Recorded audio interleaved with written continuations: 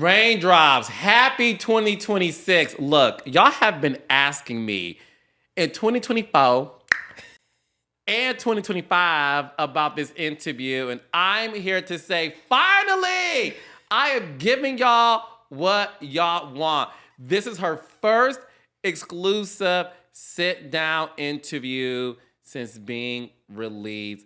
Ladies, gentlemen, gays and theys, give it up for my friend, my beauty, our girl, British Williams. Oh, Carlos, I'm so happy to see you. I'm happy to see you. Look, first of all, you look amazing. Thank you. You know, the last time we chatted, before you had to turn yourself in, we'll get into that later, but remember I was saying to you, like, you're really pretty. You was like, thank you. Yes. You look even better now. Everybody, you know what? I don't know if I should be offended that everyone keeps telling me that or how I should feel about it, but I agree. I appreciate it, and I think I'm just, I'm a different person a little bit now. Yeah. A lot, honestly. Well, I was going to say, listen, serving time in prison, and you served for 2 years, 19 right? 19 months. 2 years and how many months? 19 months. 2 years and No, just 19 No, months. that's not. I'm like, wait, 2 years and But 19 see, months? I'm like, when you do federal time, you Okay. do it by months. It's like, I had 40, I got a 48-month sentence, but I only had to do 19 months of it. Then I did 4 months on house arrest. so we'll get into that in a second. But my point is, of course, that situation, I hope it would have changed you. So before we get into the particulars, I just want to ask you, like, how are you doing? I'm doing really good. I'm not gonna lie and tell you that I don't have like social anxiety a little bit. Sometimes I'm like, whoo, it's too much stimulation. Like my daughter says, Mom, I'm overstimulated. So I've started being like, maybe I'm overstimulated. How old is she saying that? 7. She's like, Okay. this is too much. The dog is overstimulating me. And I'm like, what? So I'm kind of at a point where sometimes like a lot of loud noises is a lot for me, or sometimes where it's like people talking to me all at one time. I'm like, I need like a break. Like I've really learned how to use what I call my exit strategy when I think I'm a little bit too overwhelmed. Okay. So I still get a lot more overwhelmed now than I used to. I think I just got to get used to being back into the society in the world. That's all. Yeah. Well, look, I have to say this, and I do want you to hear this from me as well. And a lot of people do feel this way. Obviously, you did the crime and you did your time, right? And I don't believe in judging anybody when it comes to that because that's not my ministry. However, what I would like to say is we're happy you're home. So let's go back to, listen, our interview, you shed so much light on your situation. Not to get into the weeds of it because we already talked about that, but obviously, you were sentenced to 4 years in federal prison, where you did plead guilty to 15 counts of felony, right? Some of the things included, things with the IRS and loans and all the other stuff. I'm not going to read all of that because that's the past. But you were sentenced to 4 years. Your judge immediately, not your judge, I'm sorry, your attorney immediately released a statement saying that the 4-year sentence was egregious, and he felt that you weren't being sentenced for the crime you did. You were being sentenced for being a celebrity who did the crime. At that time, when you were sentenced to 4 years, did you also feel like, listen, I pled guilty, so clearly I did something wrong, but did you feel that 4 years was too much? Then I did. Yeah. I did then. Okay. Now, I've come to a point where I have taken full accountability for my actions. I've come to a point where, as I really shed and became these new layers of myself and shed those layers to become the new version of myself, I've realized that there was a lot of things about me that needed to change. And I don't think that those things would have been able to change if I had not went to prison. Prison gave me this new outlook on life. It gave me so much humility. I was able to see other people in different light. I was able to be with the people that I'm like, God, you went through that, or oh my God, that happened to you.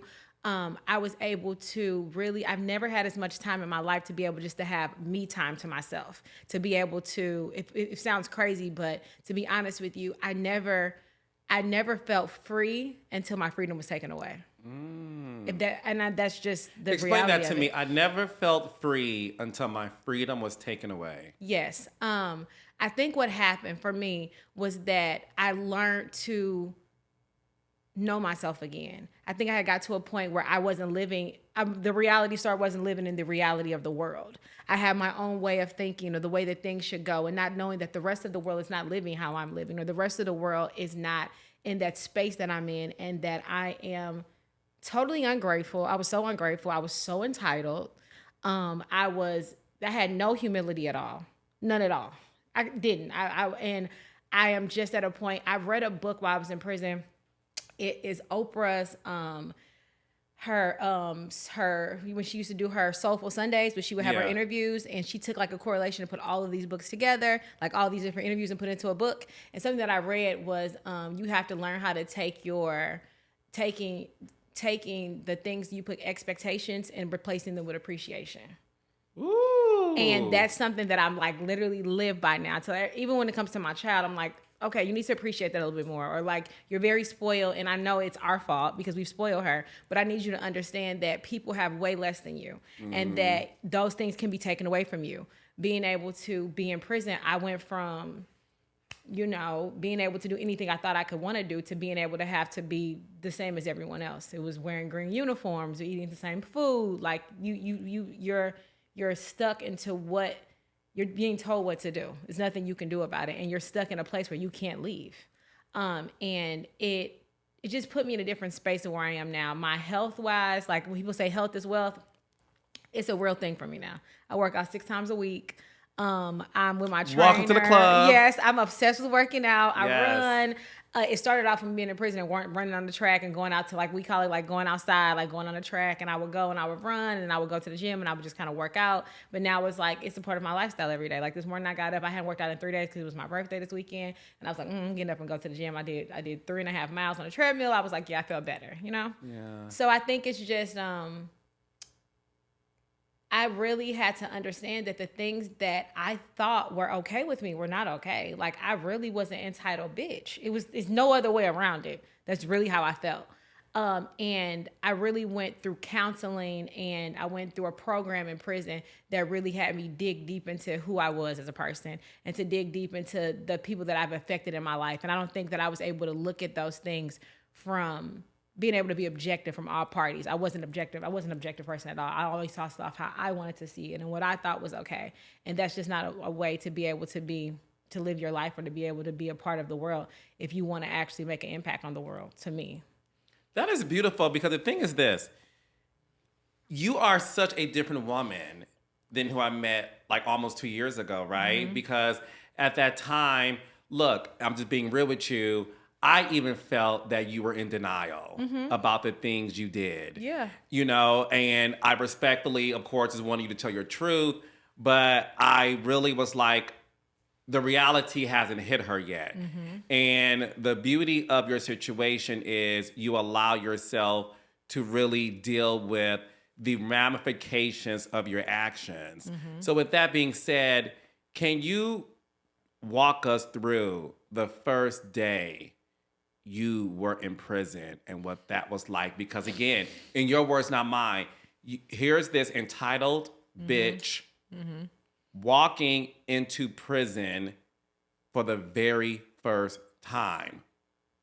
Well, let's take it back a step further. Okay. I think I was so entitled at the fact that I didn't even go self-surrender on time, because my lawyer told me, don't self-surrender, it's fine. We're gonna put the appeal in. They'll give you this. They'll give you that. Just totally in denial about what was going on. Like, I had to go to prison.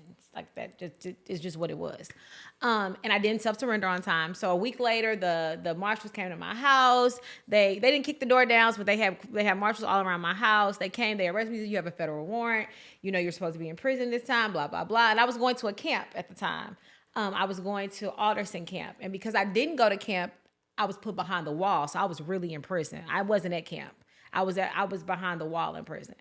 So For how long? For 19 months. I did all my time in prison, not in camp. Wait, so hold on. because you did not self-surrender, your punishment was, instead of going to camp, they said, okay, since you did this, we're now going to put a management variable on you, and you're going to go to prison because that you're going to go behind the wall because we have to make sure you're not going to run. Because at camp, you could just leave if you wanted to, technically. I mean, listen, I am a firm believer in it doesn't matter what you do. Maybe not 2 years ago I didn't believe it, but you got to pay for what you do. That's just what it is. Yeah. And you have to, and whatever you put out in the world, people think karma is not a real thing, but karma is such a real thing. And I think that for me, I was thinking that, oh, maybe I was doing all of this, or I was doing these crimes. It wasn't really a big deal because all black people do it, and this and this and that. All these excuses, when in reality, all I had to do was walk on the straight and narrow. And to understand that God has given me so many blessings. He's given me so many opportunities. He's put me in position, and he keeps giving it to me. He keeps giving it to me. He keeps giving it to me. He's like, okay, I'm going to give you the ball again. Let me see if you're going to bounce it. Are you going to bounce it? And I think that, if I wouldn't have sat down and really gotten to the word of God and reading my Bible and reading I've read so many books. I studied 48 Laws of Power for 9 months. Oh, it's probably the most horrible thing that I've ever done because now I dissect everything. I hate it. But it's like I just really was able to put my all into figuring out what my purpose was. And I think a lot for me, I used to walk in, how much money am I going to make? Or what am I going to do for this? And how much money is this going to take? And now I just don't feel like that no more. Now it's like I'm walking in my purpose, and whatever my purpose is that God has given me, the money will come with it. That's just where I'm at with it. I've been trying to make decisions about something. I'm like, I don't know if that really goes. I used to go against things that I thought was a part of my integrity, and now I refuse to do anything that I feel like could hinder my brand, or I could feel like that my daughter may look at me crazy for 10 years from now. I'm just at a different space about how I do things, and I just think that no matter what, God is going to lead me in the right way, and with His grace and His mercy, it's just nothing that I won't be able to accomplish with whatever it is that He wants me to do, not what I want to do. I love that. Listen, everybody knows I'm very spiritual, so everything you're saying is gospel. I'm really loving this growth that I'm seeing with you. So, what was prison like for you for those 19 months? Oh my God! The first day in prison, I walked in. I took a bus across. We went from I flew. We call it Con Air. It was a private plane, but it wasn't my type of private plane. and no plush seats, honey. No, they have you literally chained you're chained in your hands, you're chained at your feet. And Nene Leakes and Carlos King are going on tour, starting with a 2-city stop in February. On Tuesday, February 24th, we are headed to Raleigh, North Carolina. On Thursday, February 26th, we are headed to Nashville, Tennessee. Tickets are on sale now. Make sure you get them before they sell out. See you there. To be honest with you, and it's funny when you think about it, but when I really think about it, it's not funny because it's almost like you look like so many, because you're on there with men. It may be like 15 women, and the rest of the plane is nothing but men. It almost looks like a slavery coming in and out. The planes are coming up, they're coming down. They're dropping them off, they're dropping them down. They're picking them up, they're dropping them down. And it's like so really sad to see, because I'm watching, like, it's like, to some of them, it's their new normal. Like they go to prison over and over again, and it's like they don't understand the capacity of what it's doing to their community or what it's doing to their family. I think for me, being in prison, it was like I walked in and I had to. They put me in this unit, and I had these bunks, and I was like, "This is the cover." The covers was brown covers with holes in them, and we had to figure out how to. I learned how to jail though. I learned how to jail, but the first 6 months, I cried every single day. I would go in the shower, I would just cry. I wouldn't cry because I didn't want them to think I was weak, but I would cry in the shower. I'd be like, oh my God, I can't believe I'm here. Oh my God, I don't deserve this. Oh my God, oh my God. It was always me telling myself for those first 6 months that this couldn't be happening to me. Like, I don't deserve this. Till I got to the point where I had to really take accountability that British, I need you to understand that this is me talking to myself. You did something wrong. You need to take accountability for that. You need to pay the price, which is at the time, this was the judge gave you was 48 months. You have to do the time that he's giving you. And it's weird because I told my probation officer, I was like, I really want to talk to my judge and have a conversation with him. And she was like, what? I was like, yeah, I kind of want to thank him, you know? And she was like, write him a letter. He was like, he always wants to, they read all the letters. And I was like, I used to be so angry with him. Like, I thought that I'm like, he doesn't have a heart. He's heartless. He took me away from my daughter. He did this. And he said something to me when he sentenced me, and he said, you just told me in your letter that you knew what you were doing and you did it anyway. He said, you are a public figure and you have a higher responsibility to the people that look up to you than a regular person does. And when I first heard that, then it was like the nerve of you to think that I'm supposed to be better than somebody because this is what I do, or the nerve for you to think that you should sentence me based on this. But in reality, he was so right.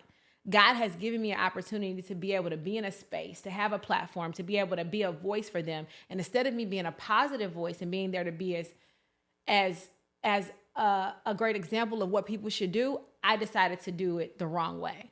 So I might have affected some women or girls or whoever that might think that what I did was okay. And then when it did that, and maybe they could be in that same predicament.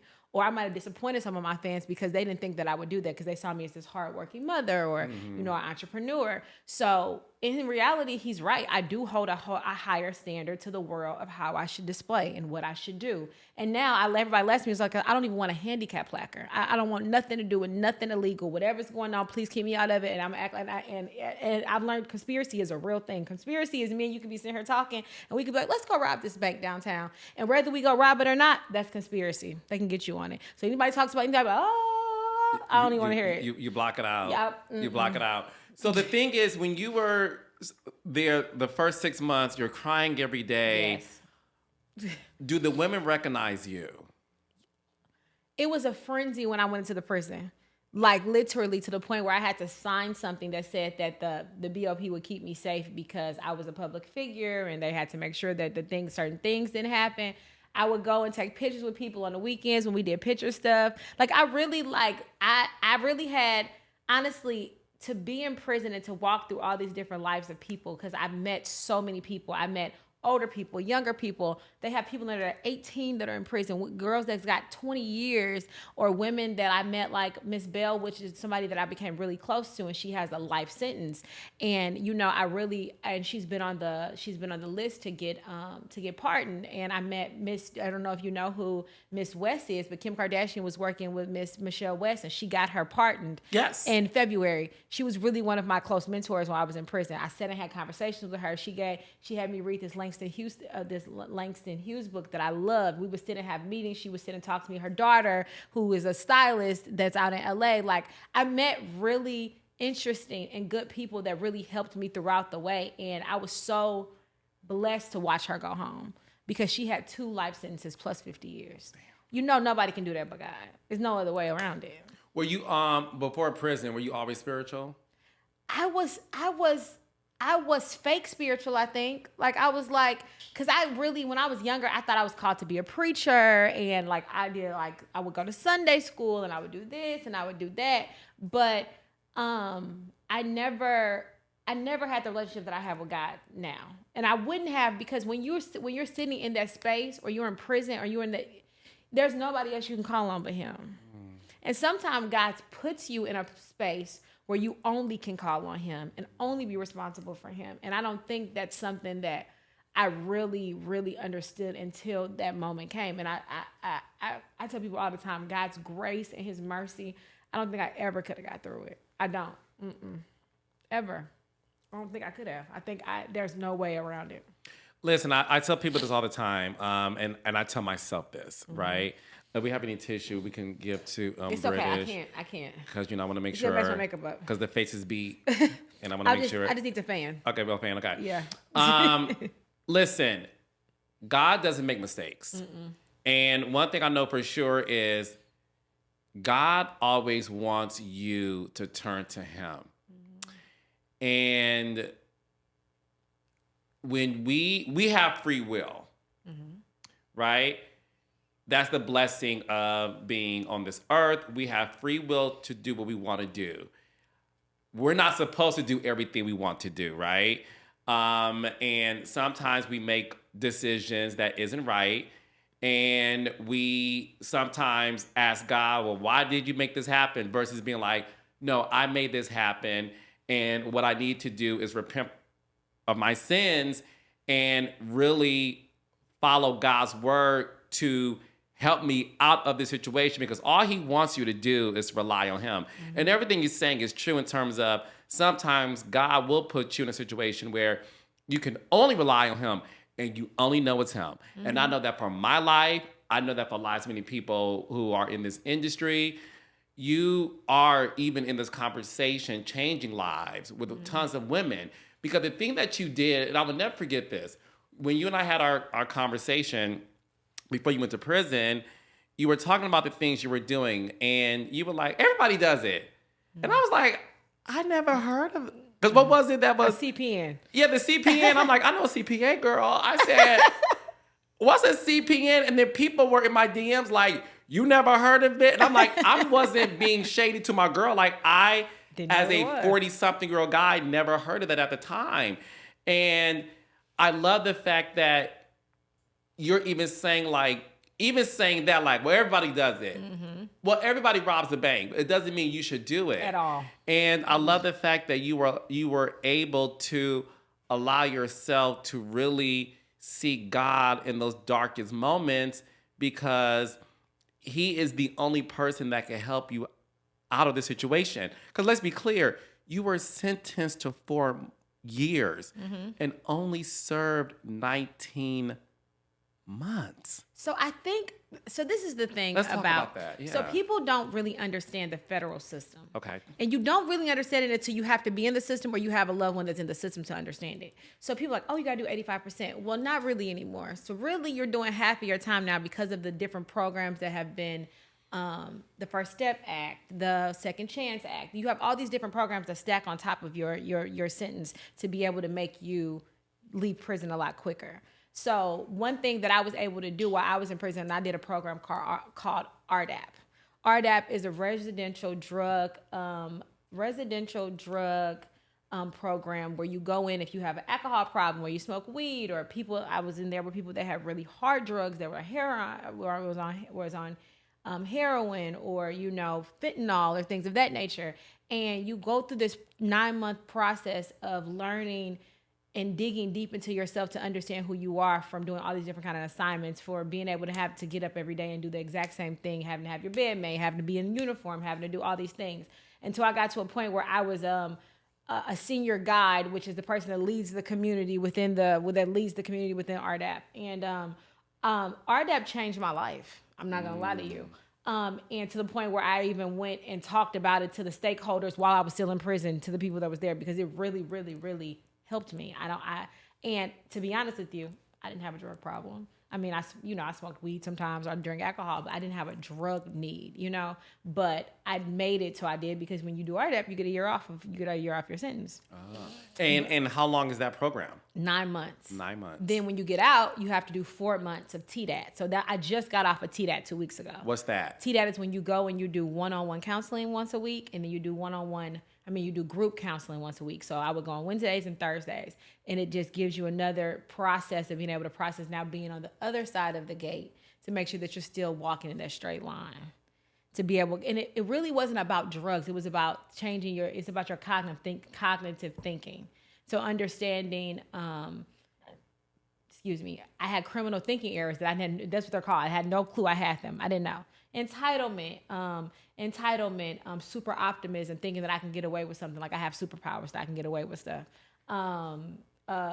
What was another one that was something that was good? Cognitive indolence, like being lazy, or just thinking that taking the shortcut around things so that I wouldn't have to do it. Or you just learn all these things, and then you go, and then we learn about these common thinking errors, and we take them about the positive attitudes, and you try to combat them with them. So for me, mine was entitlement. I'm very entitled. I thought I was top of queen bitch. Who's gonna tell me what to do? Who you talking to? But in prison, there's no queen bitch. There is some. I was gonna ask you, because again, I watch movies, so I don't know if this is a fact or not. But in the movies and the TV shows, there seems to be in female prisons this, den mother, the queen bee, the one you just don't mess with. And they have some and most of them were the older ladies that have been there for a very long time. Okay. And I was really cool with all of them. Like I really learned. Didn't try you? No, try to fight me and stuff. Yeah, no, like to test your. My gangster? Yeah. One time I got tested. What happened with that? I mean, it was fine. We can't talk about all those prison stories. Okay. But it worked out fine.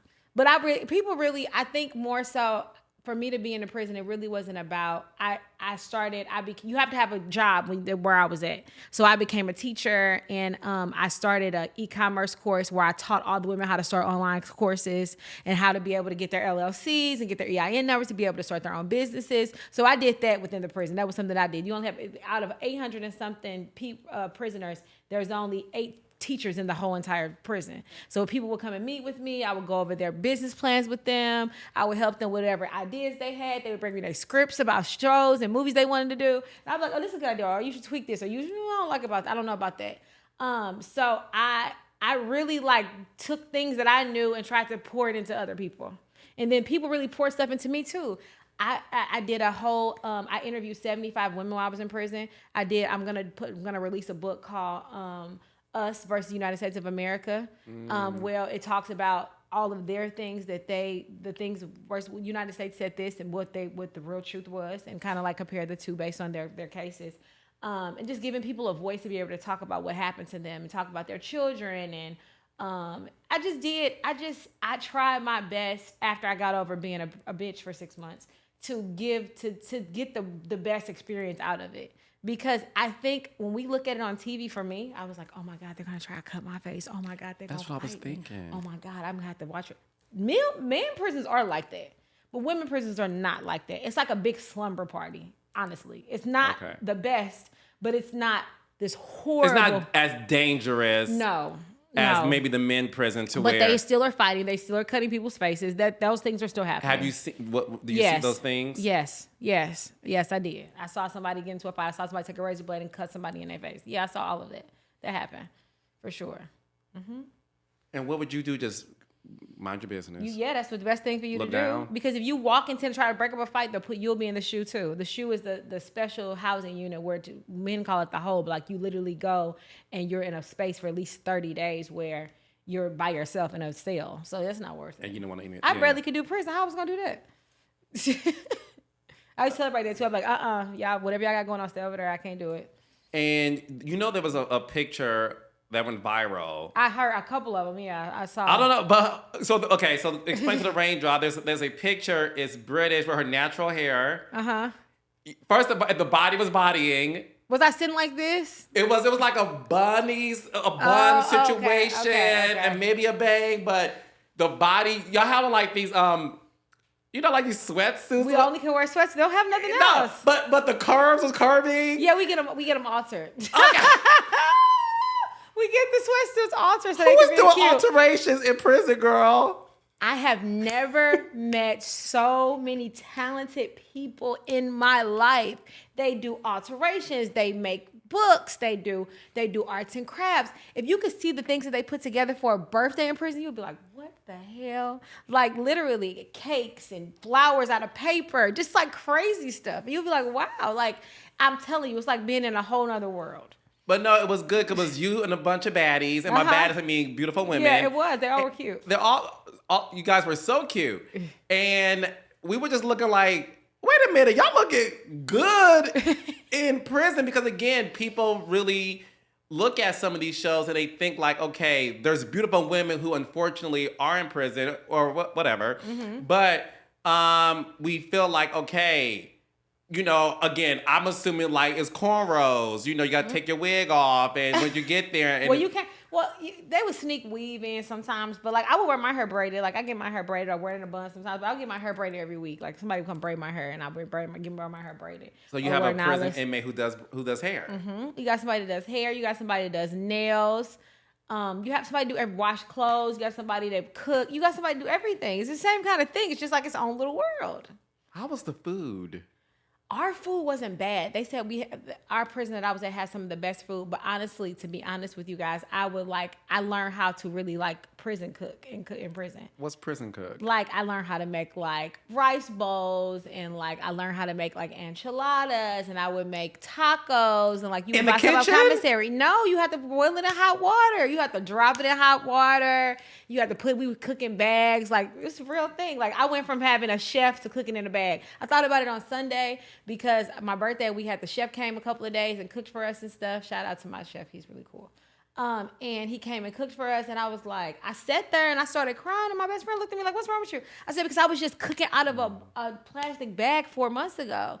And my other friend came and walked upstairs and was just boo-hoo crying. I was like, what is wrong with you? She was like, I'm just so happy you're home. She was like, I'm just so happy we can do this, because it's really weird to just, I learned how to do things because I didn't have a choice, but it's not, it was a big, not a shocker would be a good word, but I think a very, very good reality check. Oh, for sure. No. And I'm glad, but it goes back to what you said earlier about having gratefulness, because you appreciate what we take for granted. A refrigerator, a microwave, the simple things that we think nothing about. So grateful for the smallest things. When you talk about your entitlement, were you entitled like as a little girl, teenager, or did being famous and being a reality star make you entitled? I've been entitled my entire life. Okay. To the point where I see it in my daughter now. So it's like I'm trying to readjust her at 7 so that she doesn't feel like she's so spoiled. And I think that a lot of us as women, I've watched it, we categorize it as being spoiled. But entitlement is a real thing. When you feel like you're entitled to have something, or you're entitled to something, or you feel like you're better than someone, so you deserve this more than the other person does. And a lot of us, for me, I used to do it in simple things like, well, girl, you know who I am. Like, what's up? Like, I'll pay extra, or like, forget her. Who cares? Like, I don't think like that anymore. I'm like, like, you know, if this person was here first, like, even this is what I've been telling people. I have so much patience now, but my tolerance is a minimum. I have so much patience, though. I don't have a problem if the old lady is walking down the street and it's taking her 10 minutes in front of me, no problem. It's just that I look at time so much different. Nothing is more valuable than my time now, because when someone takes that away from you, that is the one thing I cannot get back, and that's the one thing I won't allow anyone to waste of my time. So my tolerance for bull is absolute no. In whatever case it may be. I'm not arguing with nobody. I'm not fighting with nobody. I'm not allowing someone to use me in any kind of way that is malicious or negative. I'm not dealing with negative energy. I'm just at a space where I just need to be able to walk on the path that I need to do to be able to do the best thing for me and my child. So anything that takes me from that, I'm out. Who was watching your daughter for those 19 months? Her dad had her. My best friend had her. My mom. Her dad did a really, really good job. I'm not going to lie. She's very overly spoiled now, but it's fine. But he did a really, really good job. And she came to visit me a couple of times. She came like hard? Every 3 to 4 months. Yes, it was so hard. And she spoke life into me. The first time she came, she was about to leave, and I started crying when she was walking away. And she walked back over, and she's like, Mommy, you'll be home soon. You're strong. You're beautiful. And she gave me a kiss on my nose, and she said, go take a nap. I'll see you tomorrow. And she came back the next day. And she's just really, really strong. I don't think we understand how much resilience our kids have. Because in my mind, I was like, oh my God, my daughter's going to hate me. She's going to have abandonment issues. Like, these are all the things I was thinking because my mom wasn't as active in my life as I would have wanted her to be when I was a kid. So I didn't want my daughter to feel like that was the same thing. But she did counseling the whole time I was gone. She did counseling once a week the whole time I was gone. So I made sure that she kind of was in a space where she could talk to someone about something if she needed help with something. And I think that's a big thing that our community doesn't really understand or take value to mental health and being able to talk to someone about the things that we're going through. And I was a victim of not wanting to. There's nothing wrong with me. I realized that until I was in prison, I hadn't even grieved my father passing away the proper way. And understanding the levels of grief and the stages of grief, and it's just been so many things that I've been enlightened to now that I was able to be open to. I wasn't open to anything. I just thought I knew it all, and I just thought that I knew better than the next person knew, or she don't know what she's talking about, or I got more money than her, so what can she tell me? And money has absolutely nothing to do with being able to be objective, or money has nothing to do with being a good person. Yeah. And I'm learning that most people that have the most money are not the best people. And I don't want to be that person. Well, it's the entitlement. Yeah. You know what I mean? A lot of people who have lots of means, some of them are very entitled. Mm-hmm. Do you remember the day that you were told you're getting out early? Well, yeah. I learned, so when I did RDAP, they told me, they were like, you're going to learn what day you're going home by this date, and let me tell you how much, I kept getting tested. I kept getting tested. So I was supposed to get out in July, like of June. We first got out in June. June of this year. Okay. And what happened was our graduation dates got pushed back. So then they were like, oh, well, you guys will probably leave in July. And I was like, oh, okay. So I'll graduate, and then I'll graduate from RDAP, and I'll leave the next day, or I'll leave a couple days later. And originally I was leaving like the next day after graduation. Well, they called me back and was like, no, you're not leaving until 4 weeks after your graduation. I'm like, another month? And they're like, yes. I'm like, why? You know? And then she ended up calling and gave me like an extra week to come. And so I ended up leaving prison August the 12th, which was on my mother's birthday, which was interesting. And we tried to surprise my daughter, but she was listening to everybody's conversation, so she knew I was coming home. And it was weird, honestly, like to walk out of those gates and like freely be able to walk out. I was like, whoa, like this was like the air smells different outside, and everyone looked different and things were different. AI is this whole thing that I still can't figure out. I've been trying to figure it out, and I still am not there yet, but I'm trying. And just everything was just, you don't realize how fast things change within a short period of time. And I love how everyone was like, oh, you weren't gone that long. You seem like it went by so fast. I'll be looking at them like, yeah, for you. Yeah. Because being in prison, the days feel long. Ooh, they're so long. Yeah. They are long because you're counting them down. Yeah. I just stopped counting down days 2 weeks ago. I'm not even being funny. I talked to my therapist about this because I was counting down to the day I got out of prison. I was counting down until I got graduated. Then I was counting down to the day I got out of prison. Then I had the ankle monitor on, so I was counting down how many days until I got off the ankle monitor.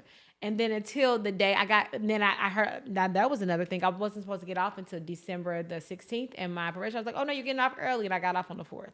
So I was happy about that too. But that was a whole nother beast in itself, because you're out in the free world, but you can't do anything. You have to put in a schedule for every single thing that you do. You can't go anywhere without asking about it. You can't stop at the grocery store. You can't stop at Walgreens. If my daughter needs medicine, I have to ask to do so. Because part of the conditions of your early release was you had to have on an ankle monitor for how long? 4 months. For 4 months. To do TDAP. Was it house arrest? I was on what they call federal location monitoring, which is a new thing that the federal system is doing, where you go straight home to your probation officer, and your probation officer is like the liaison between the BOP, which is the the Bureau of Prisons, and then you. But they have to say so because you're still technically an inmate. You're just on the street. Most people go to they usually go to like a halfway house or something, but they didn't make me go. They let me go just straight home, which was nice of them. But it gives you more restrictions compared to being at a halfway house.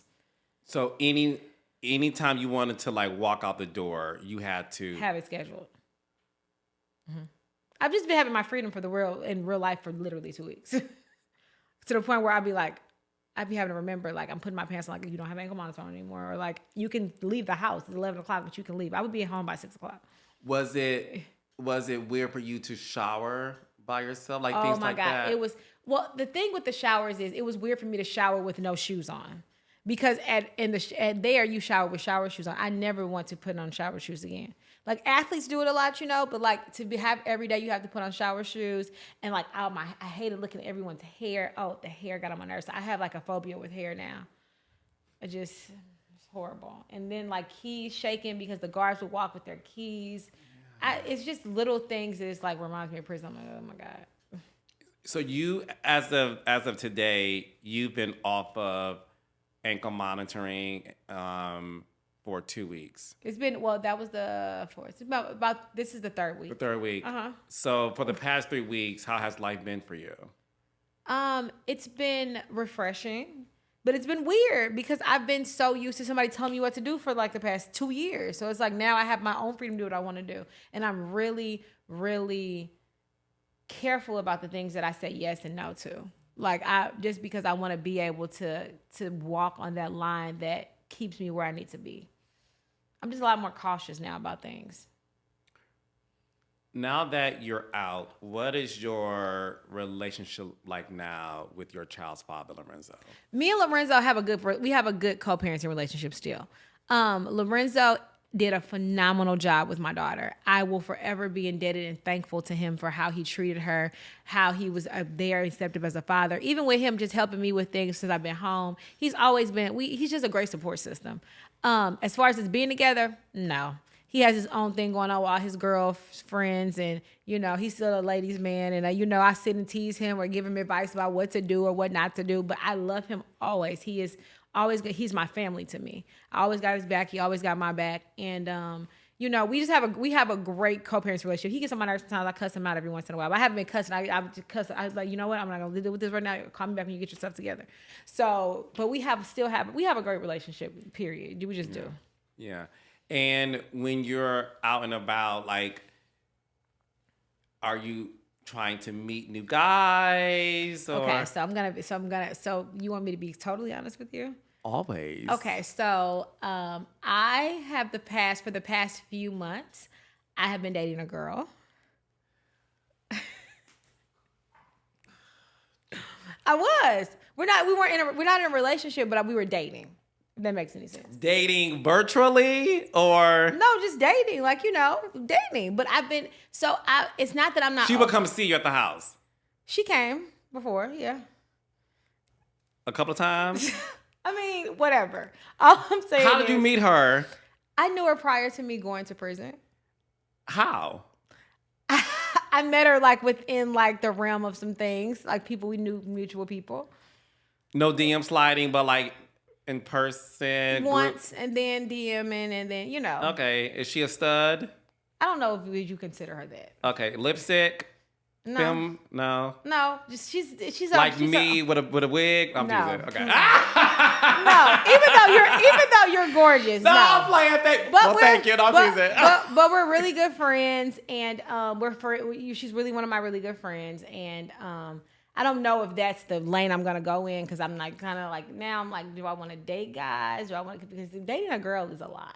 Is she the first girl you dated? No, she's the first girl that I dated. Yeah, for real, really. Did you date any of the girls in prison? Yeah, of course I did. You did?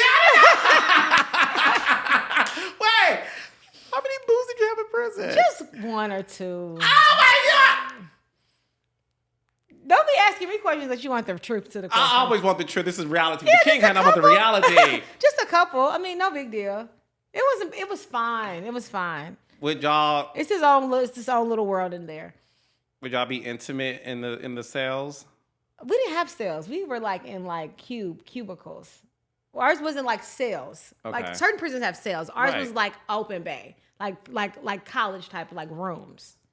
Yeah. Were the doors open? There was no doors. There were no doors. No doors. So y'all can see each other's rooms. Uh-huh. So y'all would put the sheets over your head. They said what they call them, they put the sheets up, but what did they call it? Tents. They would call them tents. They would tent up. That's what they would call it, tents. And that's when you knew somebody was getting busy. Well, you don't know if that's what's happening, or if they're just watching a movie because they don't want you because of the light. You never know. You never know. You had sex in prison? I did. Yeah. Once or twice, Did y'all have vibrators in prison? No, I wish. That would have been, then it would have been a read. No part of commissary? No, they won't let you pick that up on commissary. Lube or nothing? No, but they make dildos. Out of what? I don't know. They have a factory that's within the prison where they can make stuff out of stuff. I wasn't trying that one. I wasn't doing that one. But people did. So the booze you had in prison, are they still there? No. They left? They're gone. Yeah. They're gone? Mm-hmm. Y'all keep in touch? No. Okay. Yeah. It's sort of like when you go out of town, you go out of town boo. Yeah, and you go back stays home. in Vegas type shit, yeah. Right. Yeah. You were good for this time. Yeah. But Yeah. Okay, so you were dating this girl post prison release, but now you we're friends, and we're still dating a woman is toxic, okay? But I'm at a point now where why is it toxic? it just is. It's a lot. And emotions. It's just a lot. But now I'm open to dating. And if I'm not gonna be in a relationship with her, then I'm gonna date multiple people, because that's what you're supposed to do, and so you find who you want to be with, right? Mm-hmm. When you're dating, you should be dating multiple people to figure out which one you actually want to be with. Yeah. So now I'm dating. So I haven't come to the conclusion of how I'm gonna do this, but I'm open to dating. Are you open to dating more women? I'm open to dating in general. It doesn't. Okay. I have come to terms that I've always been bisexual, but I was scared to say that out loud, even though I have been playing and dabbling all the time. But I never said that out loud. Yeah. But it's not like I woke up today and I'm like, oh, I hate men, so I'm going to date women. I've always, talked to women from time to time. Portia came out. I mean, yeah, I saw that. Would you date Portia? Would I date Portia? She's my cousin. Her name's Portia Williams, right? I don't know. Yeah. Portia's. Are y'all related? That's what I always say. Portia's fun though. So yeah. I don't know if I would not date her. Yeah, probably. Is the girl that you are still friends with, you're talking to, is she in the industry? She's not in the industry. Okay, no. So it's not Ty Young. No, it's not Ty Young. Oh, Ty gonna be like, this is so messy. No, I don't hate Ty. No, Ty.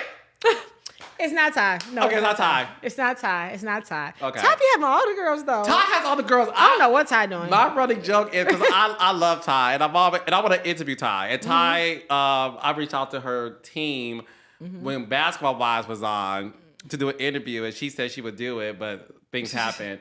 And my joke was, Ty is so fine that I would wear a chastity belt. Like, Ty, I have never been with a woman, but... You would try it? You gotta see. Well, Portia's my hall pass. Well, Portia's gorgeous, so I can understand that, yeah. Yes. And her body's banging. The body's banging. Yeah. So, but, Ty is number 2. Let me find out. I like a couple of dudes who look like Ty, but that's a whole other conversation for a whole other day, okay? We'll talk about that later. But back to you. So, is there any... I mean, you're out right now. You're free. Mm-hmm. Are there any men that pique your interest? I mean, yeah. Mm-hmm. Famous? Yeah. Oh, blue checks? Mm-hmm. More than one? Uh-huh. Oh. Sports? 1. Rappers? 1. Is it Future or... Now why would you put that one out there? Maybe I'm projecting. Please, don't project. No. No. Okay, so rapper. I mean, I'm just saying maybe it could be. It could be. Reality star? No. I mean, I'm open to dating, period. Yeah. Like, I'm open to a point where I'm like, if it makes sense for me on the alignment that I will, then I'm going to be like, okay, maybe I'll go on a date with him, Yeah. Because I was at a point where at first, before I went to person, like, I'm not going to date with nobody. I don't want nobody to think they entitled to talk to me. I don't want nobody to think they got to deal with me. I just didn't want that to be a thing. And then, but I'm open to dating. So we'll see where it goes. Listen, I think you should date around. And just see what I like. See what you like. Because it's time for me to get married. I'm getting old. I'm old. You're not old. I just turned 36. Girl, you are... First of all, age ain't nothing but a number. That's true. Your spirit gives 20s. But it's time for me to get married and have a child. Even if it's with a girl or a guy, whatever way it goes. I need to have one more baby. Okay. And so that's where I'm at. You want a boy? I do. Yeah. Mm-hmm. I want a boy. You don't want to use Lorenzo's sperm and just... No. Okay. I think that I can move forward and have a child with someone that makes sense for me to want to be with. Even though Lorenzo is a great father, for sure he's a great father. Great genes, yeah, because our daughter's gorgeous. And his other kids are gorgeous too. Mm-hmm. But no. Okay. I'm cool. Okay, all right. So look, what, now that you're out, what is next for Brittish Williams? Like, what is it that you want to conquer and do based on your experience? So we're working on my talk show right now called Being British. And it's going to be a show where my hope is for it to be like, Oprah in a way that I can do it because, we have the Jennifer Hudson and we have Sherry Shepherd and we have Tamron Hall. But all of those women they're categorizing more so women in an older age bracket. So it's like I want to open up that age bracket for between the women of 25 to 45 or 25 to 50 to have those same things that bring those guests on that we would want to talk to and have. And then I have the Safe Space, which is my podcast, and I'm going to do also too. I've been getting questions about if I'm going to go back to reality television, and of course I'm going to. I just don't know what platform, if I want to go back to Basketball Wives or if I want to do something else. I want to do something though, because I feel like I need to give that side to my fans, of give them that raw feedback of what happened within me, to see those things and to be able to see me being British as a mother, being British as an artist, being British as a talk show host, being British as whatever it is, being able to see that side of me for sure. Were you able to see Basketball Wives? I watched it while I was in prison. And let me tell you what was the craziest thing. I had never had to see myself in prison until one night. It was like on at like 12 o'clock at night. And like one of my friends was like, British. They were like, you're on TV. I was like, what? They were like, yeah, Basketball Wives. No, we watching the reunion. I'm like, oh my God. I didn't even get up to go in there. I was like, I'm not doing it. Like, that was just too weird, you know? And they're like, oh my God, you look, see, she's like, you was bigger out here. You was something. She's like, oh, you was talking shit. Like, it was funny. So, but we would watch it on Mondays. Like, I would host it, which is funny. Like, that was my thing. I hosted I know that's right. We would watch it. Then I watched the girls had with Ty and Ming and all them on there. I was like, okay, girls. Like, they was, you know, Jackie. I've had Jackie blocked for at least 3 years now. Why you block Jackie Christie? No. She's lied on me. Which lie was it? Exactly. I point to you exactly. She lied on me, tried to record me. Just like, she just grow up. Grow up, Jackie Christie. For real. How did you feel about what was going on between her and her daughter, Chantel? Not surprised, unfazed. That makes sense. That's a firm person that needs to take accountability for their actions, because it's everybody else's fault but hers. That's just how she's always been.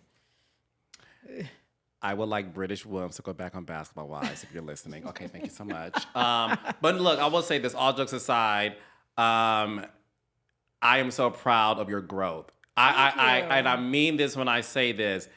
I was probably one of the last people you interviewed with before you went to prison, and to talk to you post-release, two different women. Yeah. Is two different women, and I appreciate the fact that you allowed yourself to go through the motions, to gain accountability when you were ready to do it, to upgrade your spirituality to where it isn't just, like you said, the sort of like dip your toe in and out, because there's so many people who be like, God this and God that. And I'd be like, how you believe in God? But I know for a fact you messy in a sense of like, you don't practice what you preach. You don't let him fight your battles. You want to fight everything else. You do things behind the scene that doesn't make sense to what you're preaching to the public on social media. So I love the fact that you're so honest about it. What advice do you have for Black girls, whether it's teenage girls, grown women who were doing some of the things, who are doing some of the things that you were doing, and they just think this is the part of life? Well, one thing that I have created since I've been out of prison my foundation is called the Brilliance Foundation.